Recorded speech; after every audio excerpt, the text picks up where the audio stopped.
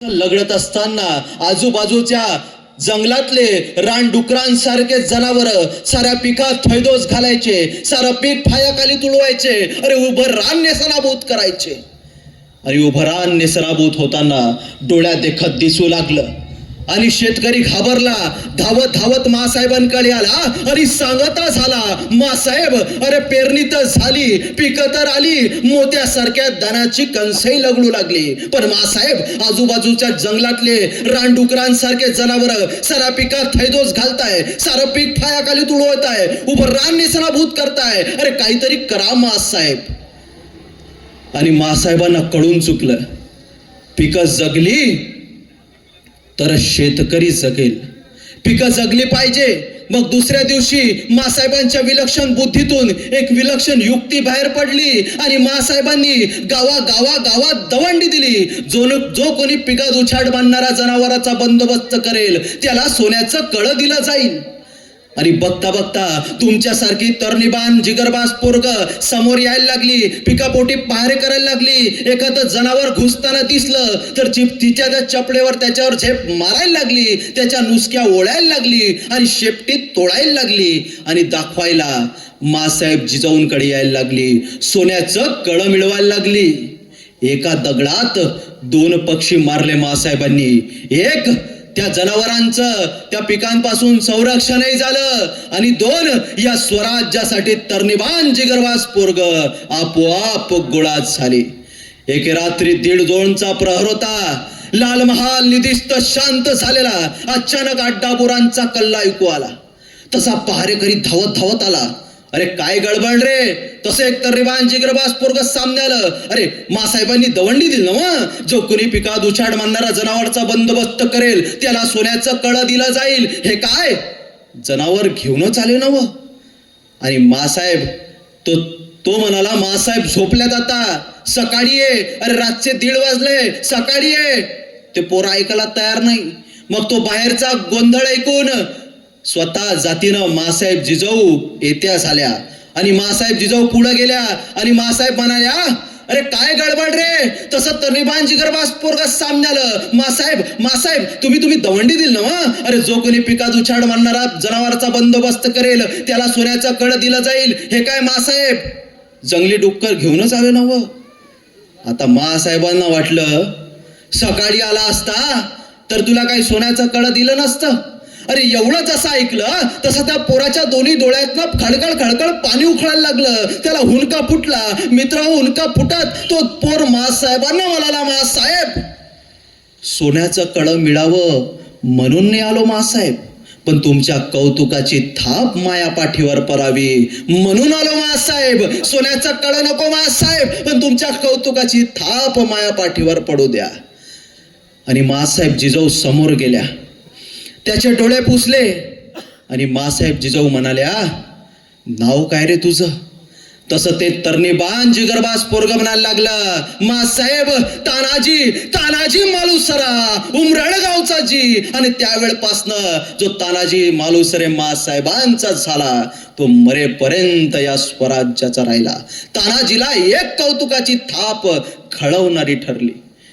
मित्र हो, ज्या समाजामध्ये कौतुकाची थाप टाकणारे माणसं असतात त्या समाजामध्ये नररत्न उगवतात आणि ज्या समाजामध्ये कौतुकाची थाप टाकणारे माणसं नसतात त्या समाजामध्ये नररत्न उगवत नसतात. स्वराज्य हे तलवारीच्या पात्यावर नाही तर स्वराज्य हे कौतुकाच्या थापेवर उभा राहिलाय. हे सगळ्यात महत्वाची गोष्ट आहे. आणि आज तुम्ही जे या आयोजकांच्या पाठीवर कौतुकाची थाप टाकली, हा खरं तर त्या आयोजकांच्या केलेल्या कामाचा विजय आहे. जोरदार टाळ्यांच्या गजरात त्या सर्व आयोजकांचं आपल्याला या ठिकाणी अभिनंदन करायचं.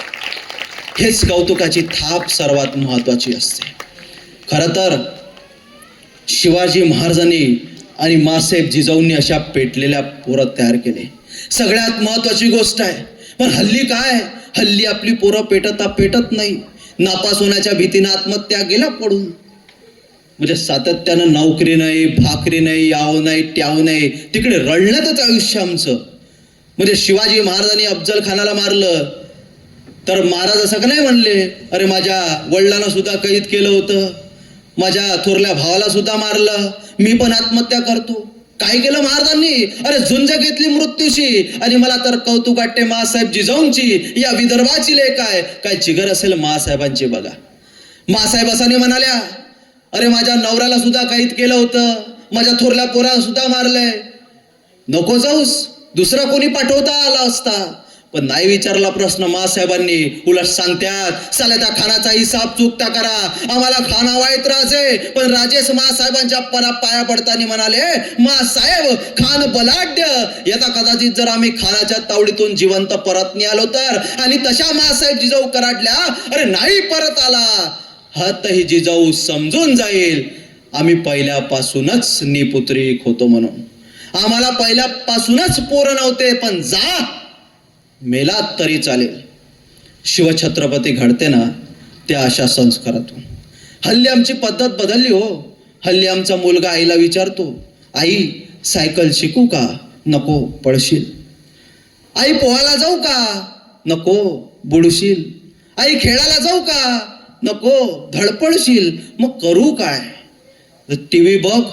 बरं झालं मायसाहेबांच्या काळात टीव्ही चॅनल नव्हते, आता अजब प्रेमपी गजब कहाणी ऐकून मासाहेब जिजाऊंचा आणि शिवाजी राजांचं काय झालं असतं हा संशोधनाचा विषय आहे. त्यावेळेला मासाहेब जिजाऊंनी छत्रपती शिवाजी राजांना रामकृष्णांच्या गोष्टी सांगितल्या, म्हणून महाराजांनी स्वराज्य घडवलं. आपल्या पोरांच्या वाटेला कोणत्या गोष्टी येतात, आपली पोरं काय घडवणार. मागच्या महिन्यात मी नांदेडला गेलो, तिथलं स्नेहसंमेलन, त्यात कवी संमेलन. मी म्हटलं चांगली तरणेबान जिगरबाज पोरं असतील, चांगलं धगधगध काव्य कानावर पडेल, देशभक्तीनं रसरसलेलं असं ज्वलन तिचंच काव्य कानावर पडेल. मस्त सावरून बसलो. मग मी म्हटलं एक कवी उठला, त्यानं त्याची कविता चालू केली. किती मारू मी फेऱ्या, किती मारू मी हाका ग, या जगात नाही माझी दुसरी आता कुठे शाखा ग. मी म्हटलं घ्या. इकडे बँकेच्या शाखा ऐकल्यात, इकडे किराणा दुकानाच्या शाखा ऐकल्यात, यानं हृदयाची शाखा काढली. काय सर्जनशीलता आहे पा. मी म्हटलं प्रकरण एवढ्यावर थांबेल तर नाही. त्याच्या कवितेला उत्तर द्यायसाठी एक तरुण कवयित्री उठून उभं राहिली आणि तिनं तिची कविता चालू केली. कशाच मारतो फुकाच्या असल्या लंब्या चवड्या बाता रे, तुझ्यासारखे किती झुलवले असेच येता जाता रे. म्हटलं पूर्वी आपली पोरं मातीसाठी मरायची, आता आपली पोरं कोणावर मरतायत, काही नियम नाही, काय प्रवास चाललाय ते कळत नाही. योग भगवान श्रीकृष्ण बरोबर केला, त्याग मावळ्यांच्या मैदानावर संपलं, आता फक्त भोग. अरे परवा ते दिल्लीचं प्रकरण घडलं, काल मुंबईच्या शक्तिमेनचा निकाल लागला. अरे कोणतेही वृत्तपत्र काढा, कोणतेही चॅनल लावा, अरे बलात्काराच्या बातम्याच नाही हो. मला सध्या कळत नाही माझ्या देशात दुसरं काही घडतच नाही. काय अरे त्याला स्वातंत्र्याची किंमत कळत नाही. त्याला स्वातंत्र्य म्हणजे स्वराज्य वाटायला लागतं, मग जे घडू नाही ते घडतं. तो प्रकार चाललाय सध्या. अरे शिवाजी महाराजांनी सुद्धा 15, 16, 17, 18, 19, 20, 21, 22 वर्षाची पोरं गोळा केली, त्यांच्या उरात स्वराज्याचा महामंत्र पेरला आणि तुफानासारखी धुमाकूळ कळत राहिली, वाऱ्यासारखे गोंगावत राहिली. एकच नारा समोर आणि पाय तळी अंगार, गरजा जय जयकार, क्रांतीचा गरजा जय जयकार म्हणून धुमाकूळ करत राहिली. अरे उद्ध्वस्त केलं आयुष्य, कुर्बान केलं संसार. का? यांना बायकापूर नव्हती, अरे यांना मान नव्हता, यांना भावना नव्हत्या, अरे आपण कोणावर तरी प्रेम करावं असं यांना वाटत नव्हतं. मग का आणि कशासाठी? तर उरात ध्येय होतं. सारी ऊर्जा त्या ध्येयाप्रती खर्ची घातली. खरं तर छत्रपती शिवरायांच्या काळात एक प्रकरण असं घडलं होतं. अरे राजाच्या पाटलानं एका गरीबाच्या पोरीला दिवसा ढवळा उचलली आणि दिवसा ढवळा तिला भोगली आणि अब्रूची माती झालीच म्हणून स्वतःला विहिरीत झोकून दिलं. अरे वाचा. राजाच्या नसे नसे चवताळला. स्त्री म्हणजे स्वराज्याच्या मंदिरातली देवता. तिच्या पत्राला हात घालणारे सिकंदर कसले, चल फोडून काढ त्याला. आणि राजाच्या पाटील जलवंत झाला. राजा सामने आणला गेला. जे हात त्या बाईच्या पत्रा गळे होते, करम करा असले हात, तोळा तोळा तोळा हातपाय तुरंत. फक्त 16 वर्षाचे शिवाजी महाराज, फक्त 16 वर्षाचे. पण या घटनेनंतर उभ्या शिवचरित्रात परत कोणी बाईवर बदनजर टाकल्याची साधी नोंदही नाही. हे पहिलं आणि शेवटचं प्रकरण होतं, पहिलं आणि शेवटचं. आणि राजाच्या पाटलाला छत्रपती शिवरायांनी जिवेने मारला. त्याचे हात पाय तोडून त्याला तसाच ठेवला. का? तर करावं या सरांना. स्वराज्यात जर परत कोणी बाईवर बदजर टाकली तर त्याला रांजाचा पाटील केला जाईल. काय दाब आहे कुणाची. आणि मला सुद्धा असं म्हणावंसं वाटतं, हा आपला मानवी हक्कायोग बिक्कायोग बाजूला सरावा आणि असला उद्योग करणारा भर चौकात कापावा. प्रशासन काय असेल तेव्हा कळेल, स्वातंत्र्य काय असेल तेव्हा कळेल, नाही समजेल. पण तसा आहे महाराजांचा इतिहास. हो तसा आहे. खरं तर 350 वर्ष जरी झाली तरी छत्रपती शिवाजी महाराज की म्हटल्यानंतर आपल्या तोंडून आपसूक जे येतं हे सगळ्यात महत्वाची शिवरायांची एक आपण त्याला विजय पताका फळकली म्हणू. खरं तर शिवाजी महाराज, छत्रपती शिवाजी महाराजांच्या नावातच एवढी ताकद आहे. छत्रपती शिवाजी राजांचं नाव उलट करून वाचा, त्याचं होते जीवाशी. अरे जो रायतेच्या रक्षणासाठी हयातभर आपल्या जीवाशी खेळला त्याचं नाव छत्रपती शिवाजी. हे सगळ्यात महत्वाची गोष्ट. खरं तर शिवाजी महाराजांच्या राजमुद्रेत असं नमूदच केलंय. काय लिहिलंय शिवाजी महाराजांच्या राजमुद्रेत? या तरुण पोरांनी आता मुलांनी भाषण दिलं. समोरच्या मुली गोष्टी नका करू. समोरच्या मुली गोष्टी नका करू. बोला छत्रपती शिवाजी महाराज की. छत्रपती शिवाजी राजांची राजमुद्रा काय सांगते आपल्याला माहिती आहे का? शिवाजी महाराजांची राजमुद्रा कोणी सांगितली का इथं? माहिती आहे का कोणाला? नाही माहित. आतापर्यंत तर तुमचे भाषण मस्त ऐकत होतो मी, पण तुम्हाला शिवाजी महाराजांची राजमुद्रा माहित नाही. मग शिवाजी राजांची राजमुद्रा आपल्याला माहित नाही तर छत्रपती शिवराय काय काढणार? खरं तर छत्रपती शिवरायांच्या राजमुद्रेत असं नमूद केलं आहे, प्रदीप चंद्र लेखेव वर्धिष्णव विश्ववंदिता शाह सुनो शिवशैषा मुद्रा भद्राय राजते increasing like the moonlight of Pratipada and adorned to the whole world. The Rajmudra of Shahaji Raje's son Shivaji Raje is welfare of society people. प्रतिपदेच्या चंद्रकलेप्रमाणे वाढत जाणारी आणि साऱ्या विश्वाला वंदनीय असणारी अशी शहाजी राजांचा पुत्र शिवाजी राजे यांची राजमुद्रा लोकांच्या कल्याणासाठी आहे. हे सगळ्यात महत्वाची गोष्ट आहे, सगळ्यात महत्वाची. खरं तर तो औरंगजेब कोणी साधा नाही बरं. आशिया खंडातलं सगळ्यात मोठं साम्राज्य म्हणजे औरंगजेबाचं राज्य आणि आशिया खंडातलं सगळ्यात छोटं राज्य म्हणजे आपल्या शिवरायांचं स्वराज्य. काबूल पासून कंधार पर्यंत आणि गंगेपासून यमुनेपर्यंत असं औरंगजेबाच्या राज्याची विस्तार आणि आपलं अवघ 6.5 जिल्ह्यापुरतं पसरलेलं आपल्या शिवरायांचं स्वराज्य. औरंगजेबाचा नुसता वार्षिक महसूल त्या काळात 350 कोटी रुपये आणि आपल्या स्वराज्याचा वार्षिक महसूल कसा बसा 1 कोटी रुपये. औरंगजेबाच्या नुसत्या सरदारांची संख्या 14,500 आणि प्रत्येक सरदाराच्या हाताखाली 50,000ची फौज म्हणजे 7,500 गुणिले 14,000 एवढं त्याचं लष्करी सामर्थ्य आणि आपलं कसं बस अवघ 35,000. म्हणजे औरंगजेब मनभर आहे आणि स्वराज्य हे कणभर आहे. मग हा मनभर औरंगजेब करबन स्वराज्य चिरडाला का टपलाय? हयातीची 36 वर्ष घालवली त्यानं. 36 वर्ष त्याला स्वराज्य उद्ध्वस्त करायचं आहे, स्वराज्य नेस्तनाभूत करायचं आहे, स्वराज्य संपवायचं आहे. अरे स्वराज्यच का? स्वराज्यच का? तिकडे इराणच्या शाब्बास तसाच आहे, आदिलशाही तशीच आहे, निजामशाही तशीच आहे, कुतुबशाही तशीच आहे. ते घे ना, इराण घे, अफगाणिस्तान घे, आदिलशाही घे, निजामशाही घे, कुतुबशाही घे. अरे स्वराज्यच का? त्याने याचं उत्तर त्याच्या मृत्यूपत्रकात लिहिलं आहे.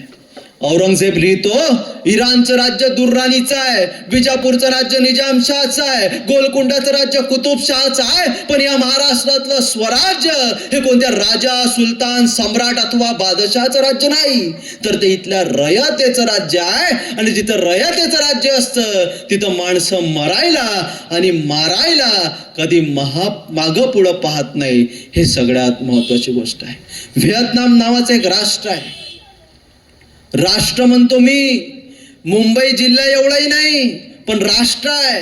अमेरिकेसारख्या बलाढ्य सल्तनतना झुंजवत आहे. 36 वर्ष झाली बलाढ्य अमेरिका या एवढ्याशा व्हिएतनामला अजून पराभूत नाही करू शकली, अजून हारू नाही शकली. याचं कारण काय माहिती आहे? त्या व्हिएतनामच्या चौकात छत्रपती शिवाजी महाराजांचा पुतळा आहे. व्हिएतनाम मध्ये तेही जाऊ द्या, तिथला स्वातंत्र्य सेनानी कू ची मिन नाव त्याच्या समाधीवर काय लिहिलंय माहिती आहे? त्याच्या समाधीवर लिहिलंय, छत्रपती शिवाजी महाराजांचा मावळा इथे चिरविश्रांती घेतो आहे व्हिएतनाम मध्ये. तेही जाऊ द्या, अमेरिकेच्या पोस्टन विद्यापीठामध्ये MBAच्या पोरांना शिवाजी महाराजांवर धडा आहे. शिवाजी द मॅनेजमेंट गुरु. तेही जाऊ द्या, पाकिस्तानच्या पाठ्यपुस्तकामध्ये छत्रपती शिवरायांवर धडा आहे, आदर्श राजा असा असावा. पाकिस्तानात जगातले 110 राष्ट्र छत्रपती शिवाजी महाराजांच्या गोरिल्ला युद्धतंत्राचा अभ्यास आपल्या अभ्यासक्रमात करतायत. मग मला प्रश्न पडला, सारं जग शिवाजी महाराजांचा अभ्यास करतंय, मग आपल्या पोरांच्या वाटेला किती आहेत शिवाजी महाराज? आपण ते वर्ग 4चं पुस्तक काढलं, राजा शिवछत्रपती, त्यानंतर विषय संपला आपला. आता मी MBAच्या MPSC UPSCच्या पोरांचा प्रश्नपत्रिका पाहिली. काय त्याच्यात? फ्रेंचची राज्यक्रांती, रशियाचा साम्यवाद, इंग्लंडचे चहाचे मळे. अरे आपली इकडे ऊसाचे मळे झाडाले त्याचं बघा ना. त्या इंग्लंडच्या चहाच्या मळ्याचं आपल्याला काय घेणं? आपला पोरगा कुठं कामाला जातील अमरावती जिल्ह्यात, आपला पोरगा कुठं कामाला जातील नागपूर जिल्ह्यात. त्याला तिथलं भूगोल करू द्या, तिथली परिस्थिती कळू द्या. फक्त AC रूम मध्ये बसून आणि बिस्लरीतलं पाणी पिऊन दुष्काळावर उपाययोजना नाही काढतायत, हे कधी कळणार आपल्याला? खरं तर शिवचरित्र हा जगातला एकमेव असा इतिहास आहे की ज्या इतिहासामध्ये जबाबदारी टाळताना कोणी दिसत नाही. मावळ्यापासून सरदारापर्यंत आणि सरदारापासून शेलेदारापर्यंत तुम्हाला एकही जण असं नाही दिसणार का ज्यानं जबाबदारी टाळली. आता हल्ली आपल्याकडे जबाबदारी टाळणं याच्या